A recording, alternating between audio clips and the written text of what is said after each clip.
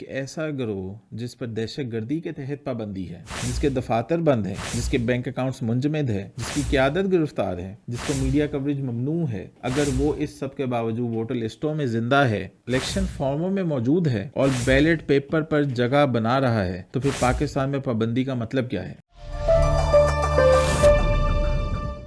السلام علیکم۔ شو ڈیجیٹل میں آج ہم بات کریں گے گزشتہ دنوں میں ہونے والے ضمنی انتخابات اور فارم 47 پر آنے والے ایک ایسے قانونی سکم کی جس کی مثال پہلے کبھی نہیں ملی۔ آج کی کہانی پاکستان کی سیاست، قانون، طاقت اور سڑکوں پر موجود اس حقیقت کی ہے جو مردم شماری کے خانوں، ووٹر لسٹوں اور الیکشن فارموں میں دفن رہتی ہے، مگر کبھی کبھی ایک فارم، جی ہاں صرف ایک فارم، پورے سسٹم کو ہلا دیتا ہے۔ وہ فارم کون سا ہے یہ تو آپ کو آگے چل کر بتائیں گے، لیکن پہلے بات کرتے ہیں پولنگ اسٹیشنوں کے باہر کی تاریں چھوٹی تھیں، ٹرن آؤٹ کہیں زیادہ اور بعض جگہوں پر کہیں کم تھا۔ پی ٹی آئی نے بطور جماعت ان انتخابات کا بائیکاٹ کیا، لیکن بہت کچھ غیر معمولی بھی ہوا۔ ایک جماعت جو کالعدم تھی، فارم 47 پر موجود تھی، لیکن وہ جماعت کون سی تھی یہ بھی آپ کو آگے چل کے بتائیں گے۔ پہلے بات کر لیتے ہیں ان ضمنی انتخابات کے نتائج کی۔ بطور جماعت پی ٹی آئی نے ان ضمنی انتخابات کا بائیکاٹ کیا اور مسلم لیگ نون قومی اور صوبائی اسمبلی کی 13 میں سے 12 اسمبلی کی 7 میں سے 6 نشستوں پر مسلم لیگ نون کامیاب ہوئی۔ 25 نومبر کو ڈان کے شائع ہونے والے ایڈیٹوریل جس کا نام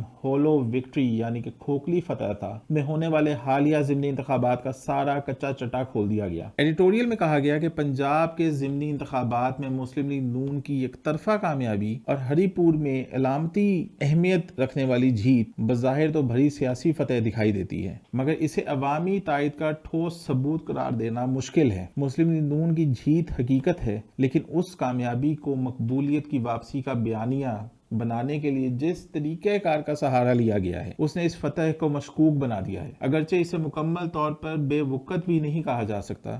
ایسی فتح جس میں مضبوط اور معتبر مخالف ہی میدان میں موجود نہ ہو اور پولنگ کا عمل خود سوالات میں گھرا ہو، وہ اصل معنوں میں وزن نہیں رکھتی۔ دوسری طرف اپوزیشن کے بائیکاٹ نے متعدد قومی و صوبائی نشستیں خود ہی حریف جماعت کی جھولی میں ڈال رہی۔ مختصراً اس پورے عمل میں صرف بڑی سیاسی جماعتیں ہی کچھ نہ کچھ نہیں ہاری، بلکہ جمہوریت بھی واضح طور پر نقصان اٹھا کر اس مرحلے سے نکلی ہے۔ اس ضمنی انتخابات میں مسلم لیگ نون کی جانب سے میدان میں اتارے جانے والے امیدواروں کا جائزہ لیا جائے تو یوں معلوم ہوتا ہے کہ یہاں بھی موروثیت ہی میرٹ ہے۔ اس موقع پہ ماجد نظامی کی ٹویٹ موروثیت ہی میرٹ نے اس تمام الیکشن کو ایک سمرائز فارم میں پریزنٹ کر دی ہے۔ ماجد نظامی اپنی ٹویٹ میں کہتے ہیں کہ ضمنی الیکشن میں وفاقی وزیر رانا ثناء اللہ کے داماد رانا احمد شہریار، وزیر مملکت طلال چودھری کے بھائی بلال بدر، سابق وزیر مناظر رانجھا کے بیٹے سلطان رانجھا، سابق ایم پی اے کرنل نسیم نیازی کے بھتیجے علی حیدر نیازی، سابق وزیر اختر نواز خان کے بیٹے بابر نواز، سابق وزیر راجہ ریاض کے بیٹے راجہ دانیال، چودھری طفیل جٹ اور ان کے بھائی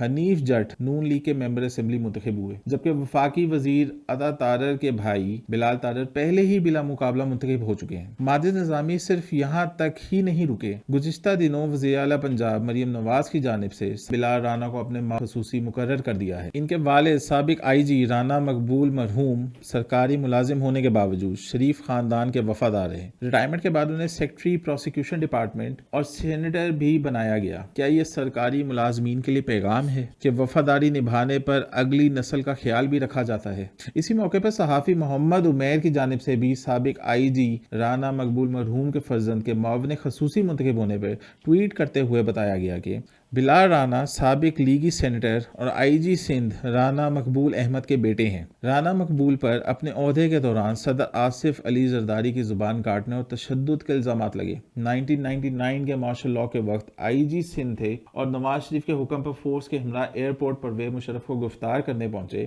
تاہم خود ایک ماہ سے زائد عرصے غیر قانونی حراست میں رہے۔ رانا مقبول جب تک حیات رہے نون لیگ ان کو عہدے دیتی رہی اور ان کے بیٹے کو آج معاون خصوصی بنا دیا گیا ہے۔ پیل ڈیٹ کے سربراہ احمد بلال محبوب کہتے ہیں کہ این اے 18 ہری پور کے ضمنی الیکشن میں کانٹے دار مقابلہ تھا۔ سینئر صحافی سہیل ورائش کا کہنا ہے کہ اسٹیبلشمنٹ جتنی آج سخت ہو چکی ہے پہلے نہ تھی، وہ اس نتیجے پر پہنچ چکے ہیں کہ تحریک انصاف سے کوئی صلح نہیں ہو سکتی، ان کو سپیس ہی نہیں دینی، انقلاب یہاں فیل ہو چکا ہے، سسٹم کے ساتھ چل کر ہی راستہ نکلتا ہے، لیکن یہ بڑی فاش غلطی کر رہے ہیں کہ یہ سب کو ختم کر دیں گے، جو ممکن نہیں ہے۔ لیکن ان ضمنی انتخابات کو لے کر ہم جو آج آپ کو بتانا چاہ رہے ہیں وہ بظاہر ایک قانونی سکم تو ہے، پاکستان کے انتخابی نظام پر سوالیہ نشان بھی ہے۔ تو چلیے آپ کو 14 طبق روشن کرتے ہیں۔ لاہور کے حلقہ NA 129 کے فارم 47 بہت سے سوالات کو جنم دے رہا ہے۔ فارم 47 میں فہرست پر 17ویں نمبر پر موجود امیدوار محمد وقاص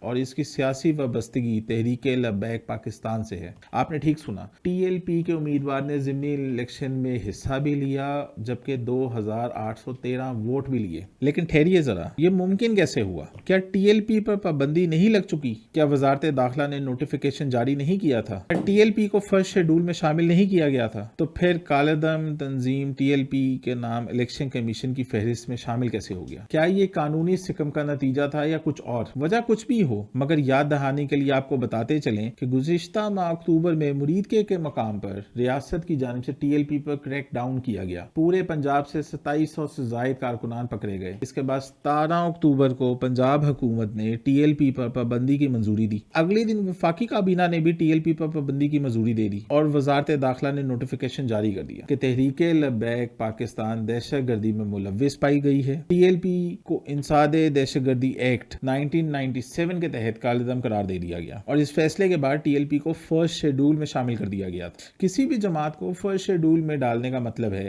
کہ اس جماعت کے دفاتر بند، میڈیا پر بیان بند، چندہ اکٹھا کرنا بند، بینک اکاؤنٹ منجمد، بیرون ملک سفر بند، سرگرمیاں بند، یہاں تک کہ برانڈنگ بھی غیر قانونی ہو جاتی ہے۔ یوں TLP کا کوئی سیاسی وجود باقی نہیں رہ سکتا تھا، لیکن پھر بھی فارم 47 کہہ رہا تھا کہ TLP موجود ہے۔ یہ تضاد، یہ قانونی خلا پاکستان کے سیاسی اور انتخابی نظام کی سب سے بڑی کمزوری کو کھول رہا ہے۔ اصل سوال تو یہ ہے کہ کالعدم جماعت الیکشن کیسے لڑ سکتی ہے؟ انسداد دہشت گردی ایکٹ رہنمائی کرتا ہے کہ کسی تنظیم پر پابندی کیسے لگتی ہے، جبکہ الیکشن ایکٹ 2017 میں کوئی پارٹی الیکشن کیسے لڑ سکتی ہے یہ واضح کیا گیا ہے۔ لیکن مسئلہ یہیں سے شروع ہوتا ہے۔ الیکشن کمیشن نے TLP کا رجسٹریشن سرٹیفکیٹ کینسل نہیں کیا۔ نتیجہ، قانونی طور پر TLP ایک دہشت گرد تنظیم تو ہے، لیکن الیکشن کمیشن کے ریکارڈ میں اب بھی 101ویں نمبر پر موجود ہے، اور وہ بھی ایک سیاسی جماعت کے طور پر۔ یہی وہ گرے ایریا ہے جس کی وجہ سے TLP کا نام بیلٹ پیپر پر موجود تھا، وہ بھی کالعدم ہوتے ہوئے۔ TLP امیدوار نے الیکشن لڑا،